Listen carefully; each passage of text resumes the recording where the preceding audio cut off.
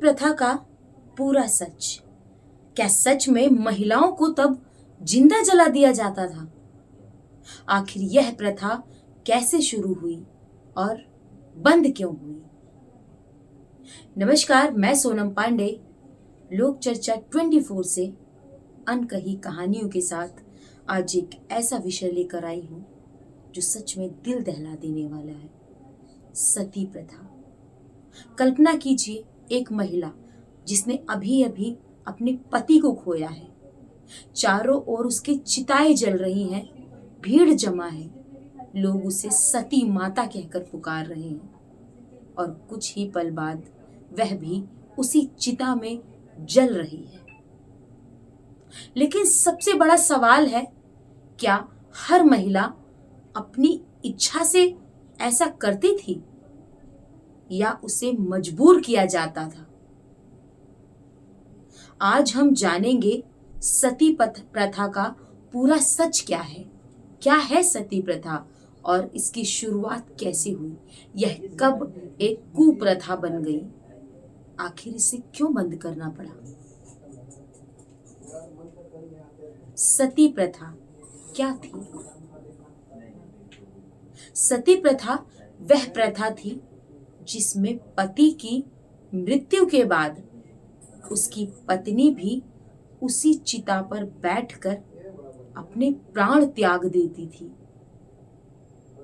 एक मृत के साथ जिंदा युति। समय के साथ इस प्रथा को कुछ जगहों पर पति के प्रति सर्वोच्च समर्पण के रूप में प्रस्तुत किया गया, लेकिन इतिहास बताता है कि हर घटना एक जैसी नहीं। कुछ मामलों में महिलाओं ने स्वयं यह निर्णय लिया, जबकि अनेक मामलों में उन पर परिवार या समाज का दबाव डाला गया। इसीलिए सभी घटनाओं को एक ही रूप में देखना सही नहीं है। क्या यह प्रथा वेदों में लिखी गई है? यह सबसे बड़ा भ्रम है। कई इतिहासकार और संस्कृत विद्वान मानते हैं कि वेदों में सती प्रथा को अनिवार्य नहीं बताया गया है। प्राचीन वैदिक परंपरा में विधवा को फिर से सामान्य जीवन जीने की बात भी मिलती है। इसीलिए यह कहना कि सती प्रथा सीधे वेदों का आदेश है, यह सही नहीं। यह कदापि सही बात नहीं होगी। फिर यह प्रथा शुरू कैसे हुई? क्या कभी सोचा है आपने? इतिहासकारों के अनुसार यह प्रथा अलग अलग समय और क्षेत्रों में अलग अलग कारणों से देखने को मिली। जैसे मध्यकाल में लगातार युद्ध होते थे, कई बार राजा युद्ध में मारे जाते थे। ऐसी परिस्थितियों में कुछ रानियां शत्रु के हाथों अपमान से बचने के लिए सामूहिक अग्नि में प्रवेश करती थी। इसे जोहर कहा जाता था उस समय। ध्यान रखेंगे कि जोहर और सती प्रथा एक जैसी बिल्कुल नहीं थी। इन दोनों का अर्थ एकदम भिन्न था। जोहर युद्ध काल की अलग ऐतिहासिक घटना थी, जबकि सती प्रथा पति के मृत्यु के बाद की प्रथा थी। बाद के समय में कुछ क्षेत्रों में सामाजिक दबाव, अंधविश्वास और रूढ़ियों के कारण सती की घटनाएं बढ़ने लग गईं और दोनों घटनाओं को एक बना दिया गया। और इसका कारण कौन थे? हम समाज वाले लोग। सती प्रथा क्यों गलत मानी गई? क्या कभी सोचा आपने? क्योंकि एक समय के साथ कई जगह महिलाओं के पास अपनी इच्छा से निर्णय लेने की आजादी नहीं रह गई थी। यदि कोई महिला जीवित रहना चाहती तो उसे ताने दिए जाते थे, कोसा जाता था, कहीं कहीं उसे अपशगुन भी माना जाता था।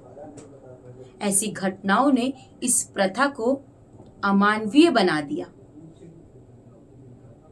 घुट घुट से जीने से अच्छा था उन्होंने स्वीकार कर लिया इस प्रथा को।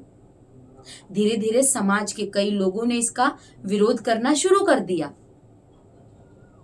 अब बात यह है कि इस प्रथा को बंद किसने कराया। 19वीं सदी में महान समाज सुधारक उन्होंने सती प्रथा के खिलाफ जोरदार अभियान चलाया। उन्होंने कहा कि किसी भी महिला को उसकी इच्छा के विरुद्ध चिता पर भेजना अन्याय है।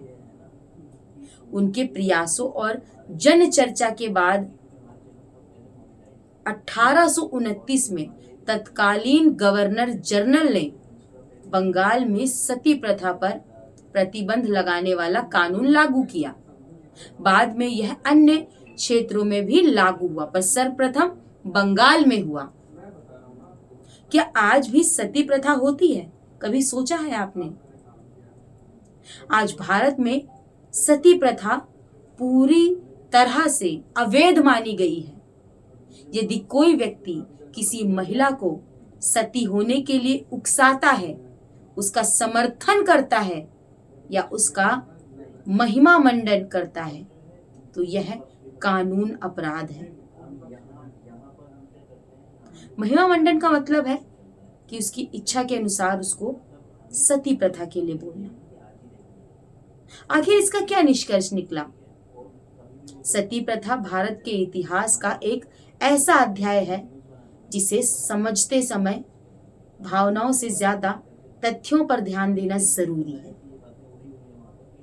इतिहास हमें यह भी सिखाता है कि समाज समय के साथ बदलता है।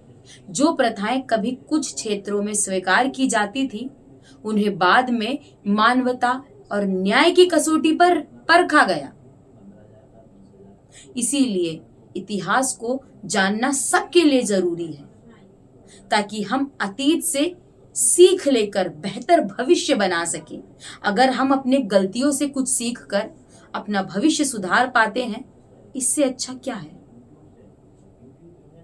अगर आपको हमारी यह जानकारी रोचक लगी, पसंद आई, तो वीडियो को लाइक शेयर जरूर कीजिएगा। और आखिर आपके क्या विचार हैं इस प्रथा को लेकर, हमें कमेंट बॉक्स में जरूर बताइएगा। और ऐसी ही कहानियों के लिए चैनल को सब्सक्राइब कर लीजिए। मिलते हैं आपसे अगली वीडियो में ऐसे ही रोचक विषयों के साथ। तब तक के लिए मैं सोनम पांडे आपसे विदा लेती हूँ।